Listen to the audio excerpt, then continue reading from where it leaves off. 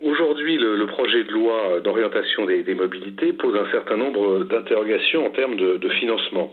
Le premier sujet, c'est par rapport aux intercommunalités qui vont devenir des autorités organisatrices de mobilité.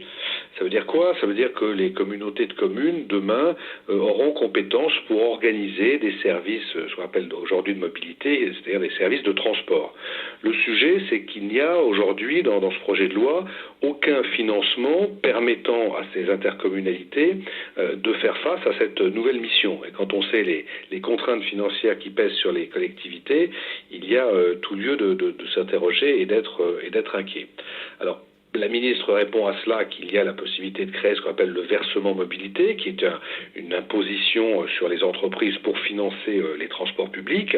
Le souci, c'est que dans certains territoires ruraux, il n'y a pas un tissu d'industrie ou d'entreprise qui permet de dégager cette ressource.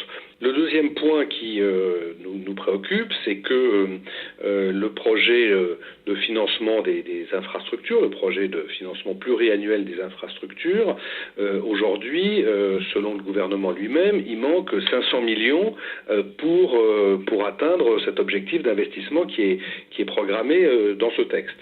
Et il était envisagé à un moment donné de mettre en place une vignette sur les poids lourds. Pour l'instant, le gouvernement ne l'a pas fait. Et de surcroît, on découvre, quand on creuse un petit peu les choses, que le gouvernement envisage de réduire la part de TICPE, c'est la taxe sur les produits pétroliers, qui est affectée à l'AFIT. L'AFIT étant l'organisme qui est chargé de l'investissement dans les infrastructures.